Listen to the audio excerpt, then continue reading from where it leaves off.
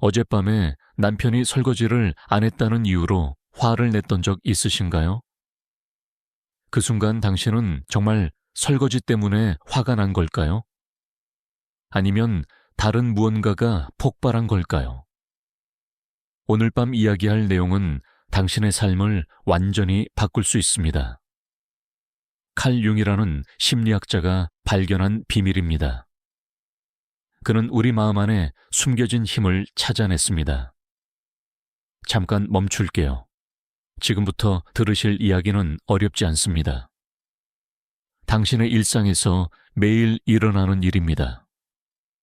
회사에서 상세게 지적받았을 때 가슴이 철렁 내려앉는 그 느낌 말이에요. 친구가 자기 자랑을 늘어놓을 때 속이 뒤집히는 그 순간 말이에요.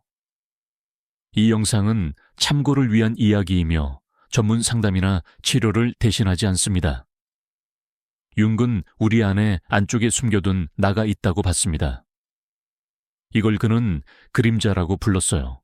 아침에 일어나서 거울을 봅니다. 괜찮은 사람이 비칩니다. 착한 엄마, 성실한 직원, 좋은 며느리입니다. 그런데 왜 밤만 되면 이유 없이 눈물이 날까요? 당신만 그런 게 아닙니다.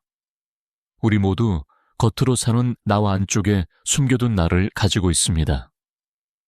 문제는 그 숨겨둔 나를 모르는 척할 때 생깁니다. 시어머니 댁에서 명절을 보내고 왔습니다. 온종일 눈치를 보며 웃었습니다. 집에 돌아오자마자 남편에게 짜증이 납니다. 그가 뭘 잘못한 것도 아닌데 말이에요. 이게 바로 그림자의 작동 방식입니다. 당신이 하루 종일 참았던 감정이 엉뚱한 곳에서 터지는 겁니다. 여기서 숨 한 번 쉬어요. 회식 자리를 떠올려 보세요. 동료가 자기 성과를 자랑합니다. 당신은 웃으며 축하한다고 말합니다. 근데 속으로는 불편합니다. 왜 그럴까요? 융은 이런 현상을 관찰했습니다. 우리가 다른 사람에게 강하게 반응할 때는 이유가 있습니다. 그 사람이 우리 안에 숨겨둔 부분을 건드리는 겁니다. 동료의 자랑이 불편한 건 당신도 인정받고 싶기 때문입니다. 하지만 겸손해야 한다고 배웠죠. 그래서 그 욕구를 숨겼습니다. 딸이 엄마한테 이렇게 말합니다. 엄마는 항상 나를 통제하려고 해요. 엄마는 깜짝 놀랍니다. 난 널 사랑해서 그러는 건데. 사랑과 통제는 다릅니다. 하지만 구분하기 어렵습니다. 특히 엄마 역할을 완벽하게 해야 한다는 압박 속에서는요. 지금 마음이 움직였나요? 빨래를 개면서 화가 치밉니다. 왜 나만 이걸 하지? 남편은 거실에서 TV를 봅니다. 당신은 아무 말도 안 합니다. 그냥 빨래를 더 세게 갭니다. 이게 우리 방식입니다. 말하지 않고 참습니다. 그러다 어느 날 폭발합니다. 사소한 일로 싸움이 납니다. 진짜 문제는 빨래가 아니었습니다. 직장에서 팀장이 당신 보고서를 지적합니다. 당신은 얼굴이 빨개집니다. 목소리가 떨립니다. 변명을 늘어놓거나 아예 입을 다뭅니다. 집에 와서도 그 장면이 머릿속을 떠나지 않습니다. 왜 이렇게 힘들까요? 융의 관점에서 보면 답이 나옵니다. 당신 안에 완벽해야 한다는 목소리가 있습니다. 실수하면 안 된다는 두려움이 있습니다. 이게 그림자입니다. 밤 11시입니다. 가족은 모두 잠들었습니다. 당신은 침대에 누워 있습니다. 갑자기 눈물이 납니다. 슬픈 일도 없는데 말이에요. 이런 경험 있으신가요? 이건 당신 안쪽에 숨겨둔 나가 말을 거는 겁니다. 하루 종일 억눌렀던 감정들이 조용히 흘러나오는 거예요. 잠깐 멈출게요. 친구가 이혼했다는 소식을 들었습니다. 당신은 위로의 말을 건넵니다. 그런데 속으로는 이런 생각도 듭니다. 난 절대 이혼 안 할 거야. 우리 부부는 괜찮아. 이 생각 뒤에 뭐가 숨어 있을까요? 두려움입니다. 당신도 완벽하지 않은 관계를 살고 있다는 걸 아니까요. 하지만 인정하고 싶지 않습니다. 며느리로 사는 삶을 생각해 봅니다. 시댁에 가면 다른 사람이 됩니다. 말투가 바뀝니다. 표정이 바뀝니다. 심지어 웃는 방식도 바뀝니다. 이게 체면을 지키는 거라고 배웠습니다. 하지만 융은 이렇게 봤습니다. 우리가 가면을 너무 오래 쓰면 진짜 나를 잊어버린다고요. 여기서 중요한 질문입니다. 당신은 언제 진짜 나로 살고 있나요? 엄마들끼리 모이면 자녀 이야기가 나옵니다. 누구 아들은 의대 갔대요. 누구 딸은 대기업 들어갔대요. 당신은 웃으며 듣습니다. 근데 집에 가는 길에 자꾸 생각납니다. 우리 애는 뭐 하고 있나? 이게 정입니다. 남과 비교하고 신경 쓰는 마음이요. 이것도 그림자의 일부입니다. 설거지 이야기로 돌아가 봅니다. 남편이 설거지를 안 했습니다. 당신은 화가 납니다. 하지만 진짜 이유는 설거지가 아닙니다. 하루 종일 회사에서 참았던 스트레스입니다. 시댁에 전화해서 예 하며 들었던 잔소리입니다.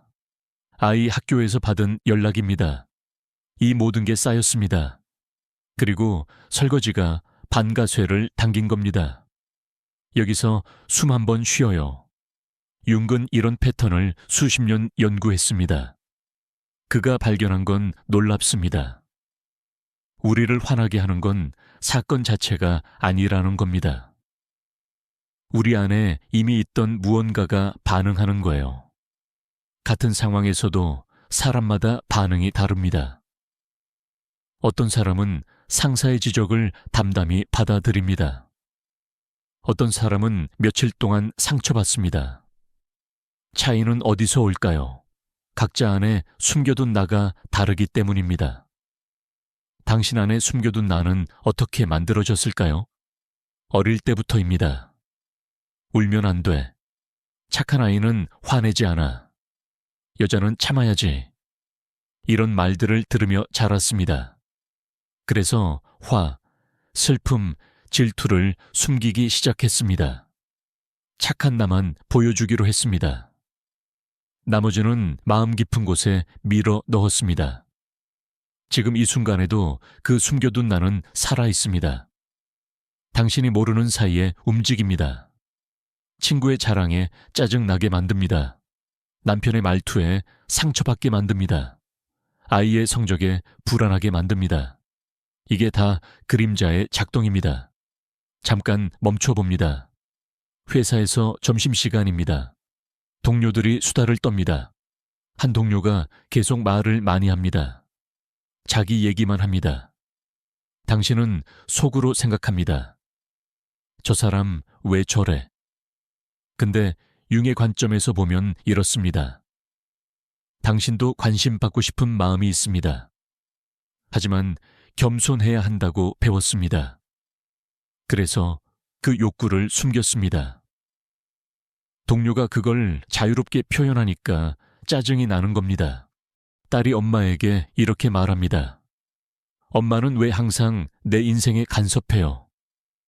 엄마는 억울합니다. 난 네가 잘 되라고 그러는 건데.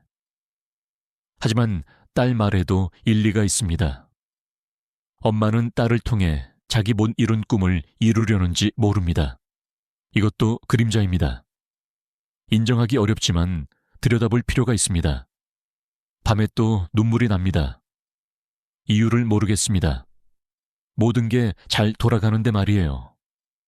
남편도 괜찮고 아이들도 건강합니다. 직장도 안정적입니다. 그런데 왜 이럴까요? 융은 이렇게 봤습니다. 당신이 하루 종일 참았던 감정들이 있다고요. 슬픔, 분노, 외로움, 두려움이요. 이것들이 밤에 조용히 흘러나오는 거라고요. 코멘트 하나 남겨주세요. 공감이라고 한 단어만요. 빨래를 또 생각해 봅니다. 빨래 개는 게 싫은 게 아닙니다. 혼자 다 한다는 게 억울한 겁니다. 근데 말은 안 합니다. 말하면 잔소리꾼 된다고 생각하니까요. 그래서 속으로 끓입니다. 이게 한국 여성들의 정입니다. 참고 또 참다가 어느 날 폭발합니다. 직장 상사의 지적을 다시 떠올려 봅니다. 당신은 왜 그렇게 방어적이 됐을까요? 융의 관점에서 보면 이렇습니다. 당신 안에 완벽해야 한다는 목소리가 있습니다. 실수는 곧 무능함이라고 믿습니다. 이게 어릴 때부터 배운 겁니다. 그래서 지적받으면 존재가 부정당한 것 같습니다. 명절 준비를 합니다. 시어머니가 이것저것 지적합니다. 당신은 예, 예 하며 듣습니다. 얼굴은 웃고 있습니다. 근데 속은 타들어갑니다. 집에 돌아와서 남편에게 화풀이 합니다. 남편은 어리둥절합니다. 내가 뭘 잘못했어? 당신도 설명 못합니다. 이게 그림자의 투사입니다. 지금 당신 마음을 들여다봅니다. 친구가 새 가방을 샀습니다. SNS에 사진을 올렸습니다. 당신은 좋아요를 누릅니다. 근데 마음 한구석이 불편합니다. 부러운 걸까요? 아니면 다른 감정일까요? 이것도 그림자입니다. 당신도 좋은 걸 갖고 싶은 욕구가 있습니다. 하지만 욕심 부리면 안 된다고 배웠습니다. 회식 자리에서 상사가 술을 권합니다. 당신은 마시기 싫습니다. 근데 거절 못합니다. 분위기 깨면 안 되니까요. 이게 눈치입니다. 한국 사회에서 배운 생존 기술이죠. 하지만 이것도 진짜 나를 숨기는 방식입니다. 엄마 역할을 생각해 봅니다. 완벽한 엄마가 되려고 애씁니다. 아이 도시락도 예쁘게 싸고 학원도 열심히 보내고 숙제도 꼼꼼히 챙깁니다. 근데 가끔 이런 생각이 듭니다. 난 뭐 하는 사람이지? 나는 어디 갔지? 이게 바로 가면을 너무 오래 쓴 상태입니다. 여기서 잠깐 숨을 고릅니다. 윤근 해결책도 제시했습니다. 숨겨둔 나와 대화하라고요. 그 화난 부분에게 물어보세요. 넌 뭘 원하니? 슬픈 부분에게 물어보세요. 넌 뭐가 필요하니? 이게 바로 잃어버린 조각을 다시 찾는 과정입니다. 설거지 상황으로 돌아갑니다. 남편에게 화내기 전에 멈춥니다. 나는 지금 정말 설거지 때문에 화난 걸까? 아니면 다른 게 쌓여 있는 걸까? 이렇게 자기 마음을 들여다보는 겁니다. 그러면 진짜 문제가 보입니다. 직장에서 지적받았을 때도 마찬가지입니다. 방어하기 전에 멈춥니다. 나는 왜 이렇게 상처받았을까? 내 안에 어떤 믿음이 건드려진 걸까? 이렇게 물어보면 답이 나옵니다. 완벽해야 한다는 압박이 보입니다. 며느리로 살 때도 이렇게 해봅니다. 시어머니 말씀에 자동으로 예 하기 전에 잠깐 멈춥니다. 나는 지금 진심으로 동의하는 걸까? 아니면 체면 때문에 그러는 걸까? 이런 질문이 중요합니다. 진짜 나를 찾는 시작점이니까요. 밤에 눈물 날 때 이렇게 해봅니다. 눈물아, 넌 뭘 말하고 싶은 거니? 이상하게 들리나요? 하지만 융은 이걸 권했습니다. 내 마음의 한 부분에게 말 걸기요. 이게 바로 적극적 상상입니다. 어려운 말처럼 들리지만 간단합니다. 그냥 당신 마음속 감정과 대화하는 겁니다. 지금 당신 마음에 드는 질문이 있나요? 친구 자랑이 불편할 때도 해봅니다. 이 불편함아, 넌 뭘 원하는 거니? 그러면 답이 들립니다. 나도 인정받고 싶어. 이게 나쁜 욕구가 아닙니다. 자연스러운 인간의 마음입니다. 숨길 필요가 없습니다. 딸과 갈등이 생길 때도 마찬가지입니다. 화내기 전에 물어봅니다. 나는 정말 딸을 위해 이러는 걸까? 아니면 내 불안 때문일까? 정직하게 들여다보면 답이 나옵니다. 종종 우리 불안이 딸을 조종하고 있습니다. 빨래 개면서 화날 때도 해봅니다. 이 화는 정말 빨래 때문일까? 아니면 존중받지 못한다는 느낌 때문일까? 대부분 후자입니다. 그럼 진짜 대화가 필요합니다. 빨래 얘기가 아니라 존중과 협력에 대한 대화요. 윤기 발견한 핵심은 이겁니다. 밖에서 일어나는 일이 우리를 힘들게 하는 게 아닙니다. 우리 안에 있는 숨겨둔 나가 반응하는 겁니다. 이걸 알면 힘이 생깁니다. 상황을 바꿀 순 없어도 반응은 바꿀 수 있으니까요. 상사를 바꿀 순 없습니다. 하지만 상사 말에 덜 상처받을 순 있습니다. 남편을 바꿀 순 없습니다. 하지만 설거지로 싸우지 않을 순 있습니다. 시어머니를 바꿀 순 없습니다. 하지만 덜 상처받을 순 있습니다. 여기서 잠깐 쉬어갑니다. 이제 구체적인 방법을 알려드립니다. 매일 밤 5분만 투자하세요. 오늘 하루를 돌아봅니다. 언제 화났나요? 언제 속상했나요? 언제 짜증났나요? 각각의 순간을 떠올립니다. 그리고 물어봅니다. 진짜 이유가 뭘까? 회사에서 동료가 나를 무시한 것 같았습니다. 화가 났습니다. 잠깐 멈추고 물어봅니다. 정말 무시당한 걸까? 아니면 내가 예민했던 걸까? 정직하게 들여다보면 보입니다.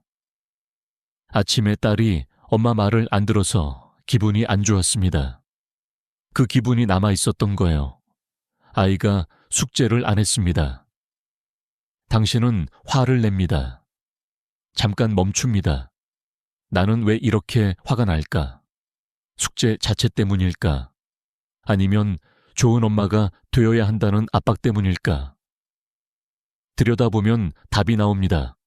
남편이 늦게 들어왔습니다. 화가 납니다. 왜일까요? 진짜 늦게 온 것 때문일까요? 아니면 외로웠던 걸까요? 관심받고 싶었던 걸까요? 이렇게 진짜 이유를 찾는 겁니다. SNS를 보다가 기분이 안 좋아졌습니다. 다들 행복해 보입니다. 나만 이런 것 같습니다. 잠깐 멈춥니다. 이건 사실일까? 아니면 내가 비교하고 있는 걸까? 비교는 그림자의 놀이입니다. 윤근 이렇게 봤습니다. 우리가 숨겨둔 나를 찾아 안아주면 됩니다. 화난 나도 괜찮아. 슬픈 나도 괜찮아. 질투하는 나도 괜찮아. 이렇게 받아들이는 겁니다. 그러면 그 감정들의 힘이 줄어듭니다. 지금 마음속에 어떤 감정이 떠오르나요? 명절 스트레스를 예로 들어봅니다. 시댁 가기 싫습니다. 하지만 가야 합니다. 며느리 역할을 해야 하니까요. 가기 전에 이렇게 해봅니다. 내 마음에 어떤 부분이 불편해하는 걸까? 들여다보면 보입니다. 평가받는 게 싫은 겁니다. 완벽해야 한다는 압박이 싫은 겁니다. 그럼 어떻게 할까요? 그 불편한 마음에게 말합니다. 나도 네 마음 알아. 힘들지? 괜찮아. 우리 할 수 있어. 이렇게 자기 마음을 달래는 겁니다. 그러면 시댁 가는 게 조금 덜 힘듭니다. 회식 자리도 마찬가지입니다. 가기 싫습니다. 하지만 분위기상 가야 합니다. 가기 전에 자기 마음과 대화합니다. 나는 왜 이렇게 가기 싫을까? 피곤해서, 혼자 있고 싶어서. 이유를 알면 대처가 가능합니다. 엄마로서의 역할도 돌아봅니다. 완벽한 엄마가 되려고 애씁니다. 근데 완벽은 없습니다. 융은 이렇게 말했습니다. 완벽함이 아니라 온전함을 추구하라고요. 온전함은 뭘까요? 실수하는 나도 받아들이는 겁니다. 화내는 나도 인정하는 겁니다. 딸에게 소리 질렀습니다. 완벽한 엄마는 그러면 안 되죠. 하지만 온전한 엄마는 괜찮습니다. 온전한 엄마는 실수도 하고 화도 냅니다. 그리고 미안하다고 말할 줄 압니다. 이게 진짜 엄마입니다. 직장에서 실수했습니다. 완벽한 직원은 실수 안 합니다. 하지만 온전한 직원은 실수합니다. 그리고 배웁니다. 다시 시도합니다. 이게 성장입니다. 여기서 숨을 고릅니다. 빨래 이야기로 또 돌아갑니다. 이번엔 다르게 접근해 봅니다. 화내지 않고 남편에게 말합니다. 여보, 나 빨래 개는 게 좀 힘들어. 같이 할 수 있을까? 이렇게 말하는 게 쉬울까요? 아닙니다. 우리는 직접 말하는 걸 못 배웠습니다. 눈치로 알아채 주길 바랍니다. 하지만 융의 방식은 다릅니다. 솔직하게 말하라는 겁니다. 내 필요를 표현하라는 거예요. 이게 진짜 나로 사는 시작입니다. 처음엔 어색합니다. 근데 연습하면 됩니다. 직장에서도 해봅니다. 상사가 무리한 요구를 합니다. 예전 같으면 그냥 예 했습니다. 이번엔 말해봅니다. 팀장님, 이 일정은 좀 빠듯한데 조율 가능할까요? 이렇게 말하는 게 무리할까요? 아닙니다. 이게 경계 설정입니다. 건강한 관계의 시작입니다. 시어머니가 간섭합니다. 예전 같으면 참았습니다. 이번엔 부드럽게 말해봅니다. 어머니, 말씀 감사합니다. 저희도 한번 생각해 볼게요. 이게 체면을 지키면서 경계를 긋는 방법입니다. 친구가 자랑합니다. 예전 같으면 속으로 불편했습니다. 이번엔 자기 마음을 들여다봅니다. 나도 인정받고 싶구나. 그럼 나도 내 성취를 나눠볼까? 이렇게 생각하면 친구가 덜 불편합니다. 딸이 말대답합니다. 예전 같으면 화냈습니다. 이번엔 잠깐 멈춥니다. 딸은 독립하려는 거구나. 성장하는 거구나. 이렇게 보면 덜 화납니다. 물론 여전히 속상합니다. 하지만 이해는 됩니다. 지금 당신은 어떤 상황이 떠오르나요? 밤에 눈물 나는 이유를 이제 압니다. 하루 종일 참았던 감정들입니다. 이젠 그 눈물을 다르게 봅니다. 적이 아니라 친구입니다. 내 마음을 알려주는 신호입니다. 그래, 오늘 힘들었지? 괜찮아. 울어도 돼. 이렇게 자기를 위로합니다. 회사 스트레스도 다르게 봅니다. 상사가 나를 힘들게 하는 게 아닙니다. 내 안에 완벽해야 한다는 믿음이 나를 힘들게 합니다.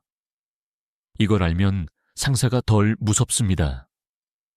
여전히 어렵긴 합니다. 하지만 덜 개인적입니다. 명절 스트레스도 다릅니다. 시댁이 나를 힘들게 하는 게 아닙니다. 내 안에 인정받고 싶은 욕구가 나를 힘들게 합니다. 이걸 알면 시댁이 조금 덜 힘듭니다. 윤기 말한 핵심이 이겁니다. 밖을 바꾸려 하지 말고 안을 바꾸라는 거예요. 상황을 통제하려 하지 말고 반응을 선택하라는 겁니다. 이게 진짜 힘입니다. 빨래를 봅니다. 화나지 않습니다. 그냥 빨랍니다. 남편을 원망하지 않습니다. 필요하면 부탁합니다. 이게 어른의 방식입니다. 참고 폭발하는 게 아니라 표현하고 조율하는 겁니다. 상사 지적을 받습니다. 덜 방어적입니다. 그냥 듣습니다. 맞는 말이면 수용합니다. 틀린 말이면 설명합니다. 감정적이지 않게요. 이게 성숙한 반응입니다. 잠깐 멈춰봅니다. 여기서 중요한 걸 짚고 갑니다. 이 모든 게 하루아침에 안 됩니다. 융도 그렇게 말했습니다. 이건 평생의 여정이라고요. 조금씩 나아가는 겁니다. 오늘 조금, 내일 조금 더요. 어제는 설거지로 싸웠습니다. 오늘은 싸우기 전에 멈췄습니다. 이게 성장입니다. 완벽하지 않아도 괜찮습니다. 조금씩 나아지고 있으니까요. 어제는 상사 지적에 화났습니다. 오늘은 덜 화났습니다. 이게 변화입니다. 아직 완전히 편하진 않습니다. 하지만 전보단 낫습니다. 어제는 친구 자랑에 속상했습니다. 오늘은 내 마음을 이해했습니다. 이게 성장입니다. 여전히 약간 불편합니다. 하지만 이유를 압니다. 윤근 이런 작은 변화들이 쌓인다고 봤습니다. 어느 날 보면 많이 달라진 자신을 발견합니다. 덜 화내고, 덜 상처받고, 덜 불안합니다. 더 편안하고, 더 자유롭고, 더 온전합니다. 가족 관계도 바뀝니다. 딸과 덜 싸웁니다. 왜냐면 딸을 통제하려는 욕구를 알아차리니까요. 남편과 더 솔직합니다. 왜냐면 참고 터뜨리는 대신 말하니까요. 시댁도 덜 힘듭니다.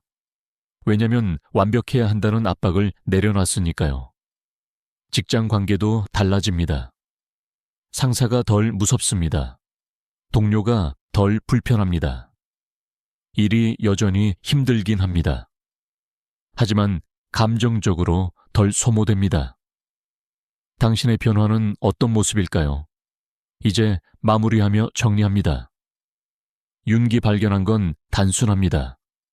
우리 안에 숨겨둔 나가 있다는 것. 그 숨겨둔 나가 우리를 힘들게 한다는 것.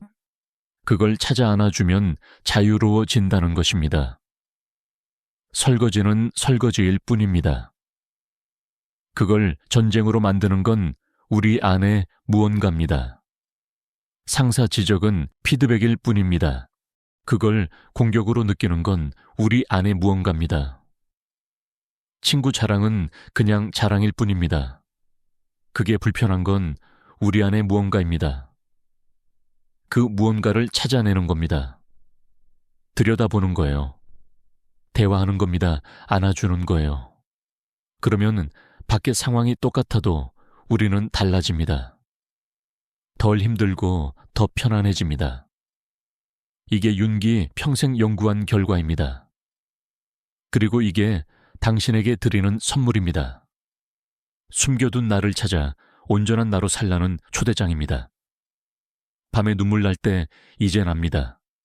이건 약함이 아니라 신호입니다. 화날 때도 압니다. 이건 나쁜 게 아니라 메시지입니다. 불안할 때도 압니다.